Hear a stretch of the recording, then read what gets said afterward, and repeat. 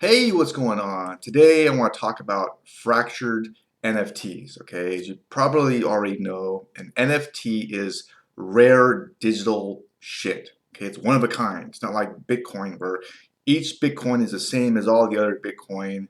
An NFT is just it's unique, okay? It's like it's rare. All right. Now there is a way to break up an NFT, and how this would work is someone would put that NFT in a vault, okay? Lock away. Then they would issue all these ERC20 tokens to various investors when they get a piece of the action, all right? And you can think of an ERC20 token as WordPress for a website, okay? It just helps exchanges and wallets use the ERC20 token, communicate with it. It's like a software. It really means Ethereum Request for comment. I have no idea what the hell the 20 even means, but that's what it is, all right? All right. So why would someone want to break up an NFT, okay? A non-fungible token? Well, there's a lot of reasons. The biggest benefit, and here's the scenario. Say there's someone like you. You're like, oh man, that Bored Ape, that's some badass shit. I want to get a piece of that action. You know, I want to own it. I want to be an investor. I really love the artist or something, and you want to get it. But here's the problem. You know, the Bored Apes, they go for $200,000. Like, I don't have that type of money. Boom. So what a fractured NFT can do is it can help someone become an investor at a price that's affordable to them, okay?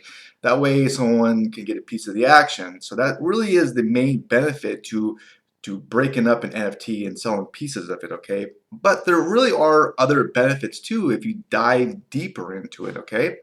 So here's another example of this. Maybe an artist, he does digital art. He wants more exposure, okay? And he's like, man, I really want more exposure. What he could do is he could take some of his digital art, break it up into pieces, and then maybe market those pieces all over the internet to various exchanges and marketplaces, almost like digital business cards. So fracturing an NFT can help an artist really get more exposure. So that really is another benefit to breaking up one of these digital art pieces, okay? Now, a third benefit that some people may not be aware of is it can help determine the price of the art piece, okay? Here's an example, okay? Say there's a digital NFT and it's broken up into 100 pieces and one piece just sold for $10. Well, now there's a floor price. Now you can that price can help determine what the other 100 pieces can go for. You know that one sold for $10, right? And if you multiply it, it can give you an idea on what the entire piece can sell for. Okay, it help determine the price really in a nutshell, and that's another benefit to it. Now, here's the thing. Not everything is rainbows and lollipops to taking an NFT and breaking it up and selling it. There are some issues involved, and one issue has to do with regulations and exchanges. Well, regulation is one problem with this, and here's why, okay? If you take a digital art piece and you stick it in a vault and you start issuing shares, you can see how it can kind of run into some issues in the legal area, which I'm not claiming to be an expert at, okay, by far. That's a whole other area which crypto and all this stuff has to be kind of careful about, the regulation part. And here's an example of this. There's actually a company called Ripple that ran into this problem a while ago, okay? And what Ripple was doing, it was this central business, and it was well, issuing cryptocurrencies. And the whole SEC, which is the Security and Exchange Commission, claimed they were issuing stock to fund their business, which you can kind of see how they both were kind of like, you can see how it was coming out, right? Because they're issuing these cryptocurrency tokens and for nothing, and they're earning money off of it and then using that money to fund their business, okay? Now, something like Bitcoin is different because here's the thing. There's no central business or organization in Bitcoin. It's deregulated, so it's not really, they're not really creating stock or anything, you know.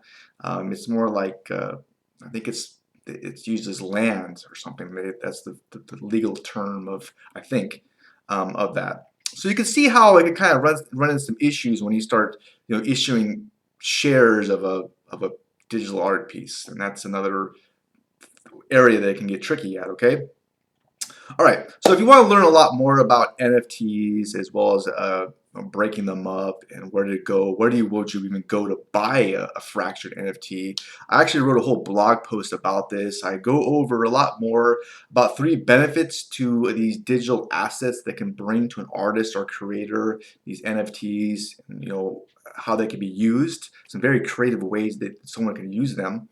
I talk about why NFTs have value in the first place and what brings them value. I go over investing in NFTs and 3 things that I'm going to be looking for, which are interesting to know, as well as some cool tools that someone can use to really geek out with NFTs if that's your thing. Okay, and if you want to learn more about this, you can go to click on the link in the description, or go to trustthelink.com. Okay.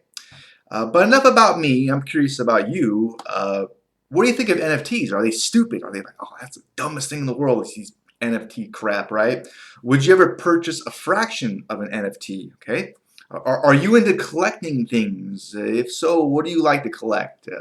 Lately, I've been kind of collecting quotes and sayings from people. I don't know. Anyways, I hope this video or this podcast might have been at least a little bit helpful to you.